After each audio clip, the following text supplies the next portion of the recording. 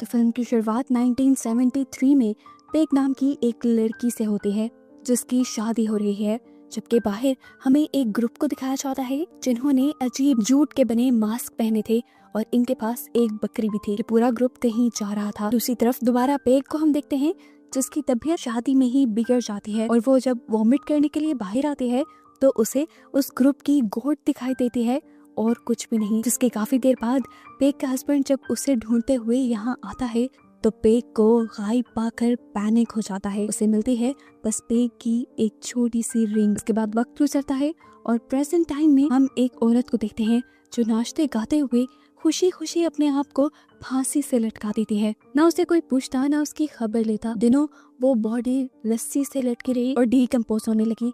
रस्सी टूटकर नीचे गिर गई तो स्मेल से यहाँ के लोगों को उसके मरने का पता चलता है और सर्विस बॉयज आकर उसे ले जाते हैं। इस औरत की मौत के बारे में इसकी बेटी शू को बताया गया, जो अपनी मॉम की मौत का सुनकर बहुत ज्यादा हिल गई और अपनी वाइफ मिला को लेकर उनके अपार्टमेंट में रहने आ गई। घर के अंदर जीसस की पिक्चर और क्रॉस को देखकर शू बहुत ही ज्यादा पैनिक कर जाती है। उसकी हालत खराब होने लगती है जिसे मिला संभालती है। जिसके बाद शू घर पे नहीं रुकती और बाहर आकर सिगरेट पीने लग जाती है। तभी उसे एक मैसेज मिलता है। ये उसकी नर्सिंग होम कंपनी का मैसेज था जो उसे ओल्ड लेडी के घर भेजना चाह रहे थे जिनको भूलने की बीमारी के साथ साथ कई और बीमारियां भी थी। अगले दिन शू उस घर के लिए निकल जाती है।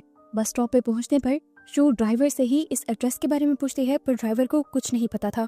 उसने पीछे वाले आदमी से हेल्प मांगी तो वो बूढ़ा आदमी शू को वार्न करने लगा कि वहां मत जाओ, पर शू का इरादा पक्का देखकर उसने आखिर उस औरत का एड्रेस बता भी दिया। घर के करीब आने पर उसे एक बच्चा दिखता है जिसके पास एक छोटी सी गोट थी और वो शू को बहुत अजीब नजरों से घूर रहा था, इसीलिए शू को वो सब अजीब भी लगा। खैर अब वो दरवाजा नॉक करती है तो बूढ़ी लेडी दरवाजा खोलने के लिए आती है, लेकिन यहाँ आते ही उसका यूरिन आ जाता है और वो लेडी वहाँ से भागकर छुप जाती है, ऐसे जैसे उसे शू से शर्म आ गई हो। शू भी समझ गई थी कि इस लेडी की हालत काफी ज्यादा खराब है। मजबूरन उसे शीशा तोड़कर लॉक खोलना पड़ा। उसने नोटिस किया कि ये लेडी शू से छुपने की कोशिश कर रही है। ओल्ड लेडी को ढूंढते हुए उसे एक अजीब रेड कलर का दरवाजा नजर आता है जिस पर घोड़े की नाल भी लटकी हुई थी। शू उसे देखती रह गई। उसके जहन में यही चीजें चल रही थी कि घोड़े की नाल कहीं से भी नेगेटिव एनर्जीज को दूर कर देती है। अभी वो यही सोच रही थी तो उसे फील हुआ कि कोई उसके पीछे से गुजर गया। उसने देखा कि ये वही ओल्ड लेडी थी और इस तरह तेजी से गुजरने की वजह से उन्होंने बीन्स भी गिरा दिए थे। शू बिना उन्हें कुछ कहे ये बीन साफ करने लग गई तो उस औरत ने पूछा, क्या तुम ये सब करने आई हो? तो उसने कहा, हाँ मैं आपकी केयर टेकर हूँ। इन दोनों के दरमियान में नॉर्मल बातें शुरू हो जाती हैं और ये लेडी अपना नाम पेग बताती है और इसी तरह हम जान पाते हैं कि पेग वही मूवी के स्टार्ट वाली लड़की है जो अपनी शादी के दिन गायब हो गई थी। अब यहाँ तक वो कैसे आई थी ये सारी मिस्ट्री एंड तक रिवील होगी। शू उसे नहलाने की बात करती है तो पेग उसे अपने जिस्म पे हाथ नहीं लगाने देती। वो उससे बस छोटे मोटे काम करवाती है और नहाती खुद है। कपड़े चेंज करते हुए शू ने उसकी कमर पे देखा कि रूट्स जैसा एक पैटर्न बना हुआ था। शू पेग से कहती है कि मुझे एक कॉल भी करनी है और उसके बाद सोना है। पेग ने सामने फोन की तरफ इशारा किया और कहा, तुम्हारा जहाँ दिल चाहे तुम सो सकते हो। शू ने सबसे पहले अपनी वाइफ को कॉल की, लेकिन ये कॉल मिली ही नहीं। वो फोन रखकर मुड़ने ही वाली थी कि उसे नर्सिंग होम से कॉल आ गई जो उसे पेग की कंडीशन की डिटेल्स बता रहे थे। इतनी देर में उसके पीछे पेग ने आकर उससे पूछा, किससे बात कर रही थी? शू ने जवाब दिया, नर्सिंग होम में। तो पेग ने एक अजीब सा सवाल किया, क्या तुमने कंफर्म किया भी था कि वो नर्सिंग होम ही है? शू हैरान होते हुए बस हाँ में ही सर हिला पाती है।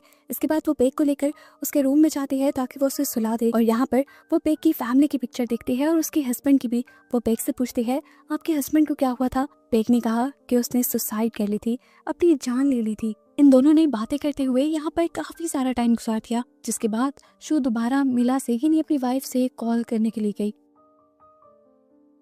काफी देर सिग्नल मिलने के बाद सिर्फ 2 ही मिनट उसे बात कर पाई और उसने मिला को कहा, मैं जल्द ही तुम्हारे पास वापस आऊंगी। यहाँ पर खड़े होकर शू अपनी वाइफ से बात कर रही थी। उस जगह पर एक अजीब बड़ा सा दरख्त लगा हुआ था जिसके आसपास बहुत सारी कैंडल्स चली थी और ऊपर बहुत सारे कपड़े लटके हुए थे। इन ट्रीज को वहां लगाया जाता था जहां पर नेगेटिविटी बहुत ज्यादा होती थी और इन ट्रीज के ऊपर बीमार लोगों के कपड़े बांधे जाते थे। लोगों का मानना था जैसे ये ट्री नेगेटिविटी को अपने अंदर लेता है वैसे ही लोगों की बीमारियों को भी अपने अंदर लेकर उन्हें ठीक कर देता है। यहाँ पर एक अजीब चीज होती है कि शू को अपने पीछे अपने मॉम के होने का एहसास होता है, लेकिन जैसे ही वो पीछे मुड़ी तो वहाँ कोई नहीं था। खैर अब वो घर के अंदर आ जाती है और सबसे पहले उस रेड गेट के पास जाती है और उसका लॉक खोलने की कोशिश करती है, लेकिन जब वो नहीं खुलता तो वो चुपचाप नहाने के लिए चली जाती है। नहाते हुए उसे फील होता है कि कोई उसके कान में विस्पर कर रहा था, आहिस्ता से बोल रहा था, लेकिन ना वॉशरूम में कोई था और ना ही कोई वॉशरूम के बाहर था। एकदम से उसे दोबारा वही आवाज आती है तो उसे लगता है कि ये आवाजें पैक के रूम से आ रही हैं, लेकिन पैक तो अपने रूम में सो रही थी। वो भी यहीं खड़ी हुई थी कि पैक को अजीब पैनिक अटैक आने लगा। शो से मेडिसिन देकर कंट्रोल करने की कोशिश करती है और फिर वो नोटिस करती है कि पैक नींद में भी प्रॉपर बोल रही थी। वो बता रही थी कि उन लोगों को म्यूजिक बहुत पसंद है, वो म्यूजिक से अट्रैक्ट होकर आते हैं। शू ने पूछा कौन लोग, तो उसने कहा कि इस घर के नीचे कुछ लोग रहते हैं।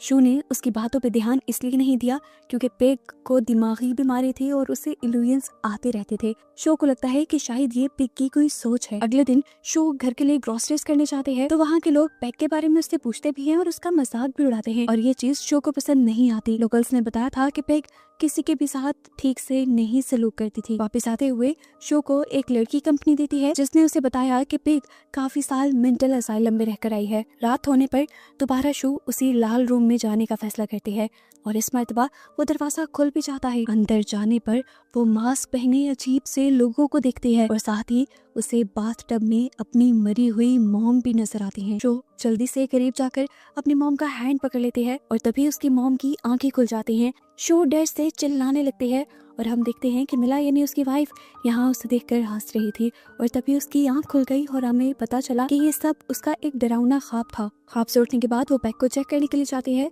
जो आराम से सो रही थी, लेकिन शो के कमरे में आते ही वो अजीबोगरीब बातें बोलने लगी कि अगर शो ने अपना ध्यान नहीं रखा तो वो पैक के साथ साथ शो को भी ले जाएंगे। शो ने बीमारी की वजह से इस मर्तबा भी पैक की बातों पर ध्यान नहीं दिया, लेकिन पैक ने बताया नहीं वो एक कल्ट के लोग हैं, वो तुम्हें ले जाएंगे, वो मुझे भी ले गए थे। अब वो अपनी शादी वाले दिन की बात बताती है जब वो गायब हो गई थी। असल में पैक को उस कल्ट के मेंबर ही शादी वाले दिन गायब करके ले गए थे और जब ये बात उसके हस्बैंड को पता चली तो उसके हस्बैंड ने उस कल्ट के लोगों से डील करने की कोशिश की। पैक ने बताया कि जब मेरे हस्बैंड ने डील कर ली तो उस कल्ट के लोगों ने मेरे कमर पर कुछ अजीबो गरीब निशान बना दिए। शू ने बोला मुझे लगता था कि ये निशान आपके हस्बैंड की टॉर्चर की वजह से हैं, लेकिन पैक ने बताया नहीं वो अच्छे थे। पैक ने पूछा क्या तुम्हें पनिशमेंट के बारे में पता है, तो शू ने यहाँ अपने हाथ दिखाए और बताया कि मेरी मॉम मुझे प्रेयर करने के लिए बहुत टॉर्चर करती थी, अगर मैं कुछ भी गलत करती थी तो मुझे जला देती थी। पैक पूछती है अब तुम्हारी मॉम कहाँ है, तो वो बताती है कि उन्होंने अपने आप को फांसी दी थी। शो के गम को फील करते हुए पैग उसे अपने साथ सोने को कहती है। सुबह होने पर अब शो को सारी बातों का पता चलाना था कि आखिर उस बेसमेंट में था क्या। उसने बेसमेंट की चाबी ढूंढकर उस रेड डोर को खोल लिया। नीचे गई तो वहाँ ज्यादा कुछ नहीं था, एक स्टोर रूम ही था जहाँ उसे एक एल्बम मिला जो पैग की शादी का था। उसमें पैग के साथ पैग के हस्बैंड भी थे और इसी एल्बम में बहुत सी न्यूज़पेपर की कटिंग्स भी लगी हुई थी जिसमें साफ साफ लिखा था कि पैग अपनी शादी के दिन गायब हो गई थी और जब वो वापस लौटी तो फौरन ही उसके हस्बैंड की डेथ हो गई। लोगों का मानना था कि उसके हस्बैंड की जान पैग ने खुद ली होगी, इसीलिए उसे मेंटल असाइलम भी काफी साल रहना पड़ा। ये सारी चीजें पढ़ते हुए अचानक स्टोर की लाइट भी फ्लिकर होने लगी थी और वो जब डर कर यहाँ से बाहर निकलने की कोशिश करती है तो सामने का दरवाजा भी बंद हो जाता है और उसे अपने पीछे अपनी मॉम की प्रेजेंस फील होती है। डर कर वो चिल्लाने लगते हैं और साथ ही साथ दरवाजा खोलने की कोशिश भी करती रहती है। आखिर एंड पर दरवाजा खुल जाता है और वो बाहर आ जाते हैं। अगले दिन हमें दिखाया जाता है कि इस घर में वही बच्चा आया था जिसे शू पहले देख चुकी थी अपनी गोट के साथ। वो लड़का शू से पूछता है क्या मेरी गोट को तुमने कहीं देखा है। शू उसे ना में जवाब देती है तो वो उदास होकर चला जाता है। आज ही उसके लिए एक पार्सल भी आया था जिसमें उसकी मॉम की कुछ चीजें थी जिन्हें देखकर वो पैनिक करने लगी क्योंकि उसकी मॉम के साथ उसका रिलेशन इतना अच्छा नहीं था कि वो उनकी चीजों को देखकर इमोशनल होती। वो तो ट्रॉमाटाइज हो गई। इस पार्सल में वही कपड़े थे जो बार बार शू को अपने ख्वाब में पहनी अपनी मॉम दिखाई देती थी। शू ने डरकर इन कपड़ों को फर्नेस में रखकर जला दिया। इस पार्सल को भेजने की वजह से मिला और शू के दरमियान में अच्छी खासी लड़ाई भी हो गई। आज के इस हादसे की वजह से शू को लगने लगा था कि वो भी पैग की तरह एक्स्ट्रा मेंटल स्ट्रेस की वजह से बीमार होती जा रही है। इसीलिए उसने स्टोर से जाकर पैग की ही डिस्क्रिप्शन दिखाकर अपने लिए कुछ मेडिसिन ली ताकि उसकी मेंटल हालत ठीक रहे। जब वो घर आई तो उसने देखा कि नर्सिंग सेंटर से कोई उसकी इंस्पेक्शन के लिए आया हुआ था और पैग उसे भगा रही थी क्योंकि वो लड़की पैग को अपने लिए खतरा लग रही थी। लेकिन शू ने उसे अंदर बुलाया पैग दरवाजा नहीं खोल रही थी तो शू स्पेयर चाबी लेने के लिए गई और पीछे से हमने देखा कि वो लड़की वाकई ही अजीब थी। वो दरवाजे के साथ चिपक कर उसे सूंघने लगी और जब तक शू ने यहाँ आकर दरवाजा खोला तो वो औरत गायब हो गई और इस चीज ने तो शू को भी हैरान परेशान कर दिया। अब तो शू को समझना था कि आखिर यहाँ पे चल क्या रहा है। वो जल्दी से स्टोर रूम में जाती है और हिम्मत करते हुए पैग का वो एल्बम ले आती है जिसमें पैग की सारी स्टोरी थी। एक और अजीब चीज शू यहाँ ये देखती है कि जहाँ पर इन न्यूज़पेपर्स की बहुत सारी कटिंग थी, उन्हीं कटिंग्स के अंदर शू की मॉम की भी सुसाइड की न्यूज थी। ये देखकर शू सोचने लगी कि आखिर पैग और मेरी मॉम का क्या ताल्लुक है। अभी वो ये सब सोच ही रही थी कि उसने देखा कि बेसमेंट का वो रेड दरवाजा बार बार खुलने लगा था। डरकर वो उसे बार बार बंद कर रही थी पर अब ये दरवाजा बंद नहीं हो रहा था। इतनी ही देर में पैग भी उसके पीछे आ गई और उसने शू से कहा, मैं जान गई हूँ कि तुम नीचे बेसमेंट में गई थी। अब बेहतर यही होगा कि तुम कल के कल यहाँ से वापस चले जाओ। शू भी अब और यहाँ रुकना नहीं चाहती थी। वो घर जाने के लिए निकली तो ग्रोसरी स्टोर से उसे पता चला कि आज तो कोई बस जाएगी नहीं, इसीलिए मजबूरन उसे दोबारा पैग के घर आना पड़ा। पीछे पैग शू का वो कार्टन देख रही थी जो मिला ने उसके लिए भेजा था। उसके अंदर शू की मॉम की बहुत सी पिक्चर्स थी जिन्हें देखकर पैग हैरान हो गई और यहाँ पर रिवील हुआ कि असल में शू की मॉम पैग की बेटी थी। आसान लफ्जों में कहें तो शू पैग की ग्रैंड डॉटर थी। ये जानकर पैग भी हैरान हुई। दूसरी तरफ शू जब जंगल के रास्ते से होते हुए पैग के घर पे आ रही थी तो उसे रास्ते में उस बच्चे की बकरी भी मिल गई। उसने सोचा भी कि वो इसे साथ ले जाती है पर फिर इग्नोर करके घर आ गई और घर आते ही पैग ने उससे सवाल किया, क्या तुम्हारी मॉम के दोनों पाँव खराब थे? वो हैरान होकर पूछती है, आपको कैसे पता?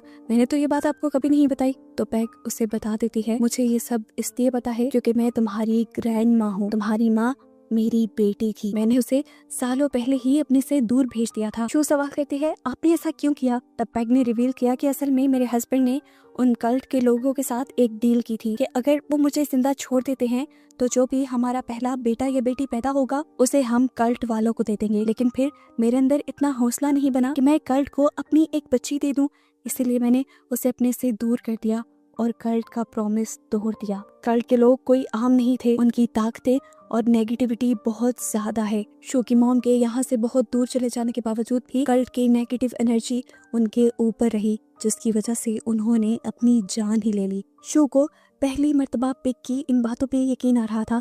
वो पूछती है, आखिर वो कल्ट है कैसा? तो पिग ने बताया कि वो एक डिमोनिक कल्ट है, शैतान की पूजा करने वालों का कल्ट। इनकी बातों के दौरान अब इनके घर का दरवाजा नॉक होता है और शू जब देखने जाती है तो ये वही लेडी थी जो पहले भी इनके घर आकर गायब हुई थी। शू ने दरवाजा जब नहीं खोला तो वो लेडी अजीब से अंदाज में विस्पर करने लगी कि मैं तुम्हें काट दूंगी, मैं तुम्हें काट दूंगी। उसकी इस हरकत से शू को समझ आ गया था कि ये औरत भी कल्ट की ही मेंबर है। घबराई हुई शू जब अंदर आई तो उसने जाकर देखा कि पेग यानी उसकी ग्रैंड माँ अब उस बेसमेंट के दरवाजे पे खड़ी थी और वहां जाकर वो गाना गाने लगी। शू ने पूछा, आप ये क्या कर रही हैं? तो पैग ने बताया कि मैं उन लोगों को बुला रही हूँ। ये कहते ही बेसमेंट का दरवाजा बंद हो जाता है। शू ने इसे खोलने की भी काफी कोशिश की लेकिन वो दरवाजा नहीं खुला और जब काफी टाइम बाद वो दरवाजा खुला तो उसमें से पेग जख्मी हालत में बाहर निकली। पेग ने शू को बताया कि मेरे वादा तोड़ने की वजह से अब वो तुम्हें लेकर जाना चाहते थे लेकिन मैं तुम्हारी जान गंवाना नहीं चाहती थी, इसलिए तुम्हारी जगह मैंने अपना सेक्रीफाइस, अपनी बलि देने का फैसला किया। लेकिन उन लोगों ने मुझे अब एक्सेप्ट नहीं किया। वो अब तुम्हारी ही बलि चाहते हैं क्योंकि तुम मेरी वारिस हो और मेरे हस्बैंड की डील के मुताबिक मुझे मेरी बेटी या वारिस को ही उन कल्ट को देना था। शू बहुत ज्यादा डर गई थी, पैनिक हो गई थी। पेग की हालत को देखते हुए वो फैसला करती है कि बाहर से किसी को मदद के लिए बुला कर लाई थी लेकिन पूरा टाउन खाली था और जो लोग अपने घरों के अंदर भी थे उन्होंने अपने घरों और खिड़कियों को लॉक किया हुआ था क्योंकि आज कोई अजीब सा फेस्टिवल था वहाँ पर। इतनी देर में शू को अपने पीछे एक अजीब सा मास्क पहना डरावना आदमी दिखाई देता है जो ड्रम बजा रहा था और उसके साथ दो अजीब से हुलिये वाले और लोग भी थे। ये दोनों लाल कलर के गट्टू में थे। कुछ ही देर में यहाँ पर जूट का मास्क पहने बहुत से कल्ट के लोग भी आ जाते हैं जिन्हें हमने मूवी के स्टार्ट में पैग की शादी से पहले देखा था। इन्हें देखकर शू डर कर अपने घर वापस चली जाती है। उस कल्ट के लोग अब इनके दरवाजे पे आकर जोर जोर से इनका दरवाजा भी नॉक करने लगे थे। डरी हुई शू को अब सामने शीशे में जीसस क्राइस्ट की पिक्चर नजर आने लगती है और साथ ही वो छोटा सा रेड क्रॉस भी, जिसे देखकर उसे अपने पास्ट के ट्रॉमा याद आने लगते हैं। फौरन उसे अपनी मरी हुई मॉम दिखाई देती है और जैसे उसका दिमाग इन चीजों में खो सा जाता है वो चाकू उठाती है अपने आप को मारने के लिए लेकिन उससे ही पहले पीछे से पिग एक चाकू उठाकर अपने आप को स्टैब कर लेती है, इसलिए ताकि शू की जान बच जाए। उसकी इस हरकत से शू को होश आ गया था और अब वो बहुत ज्यादा उदास थी कि क्यों उसकी वजह से उसकी ग्रैंड माँ चली गई। दरवाजा अभी भी नॉक हो रहा था और उसे बाहर से अपनी वाइफ मिला की आवाजें आ रही थी। उसे लगा कि कल्ट के लोग उसे मैनिपुलेट करने की कोशिश कर रहे हैं, इसलिए उसने दरवाजा नहीं खोला।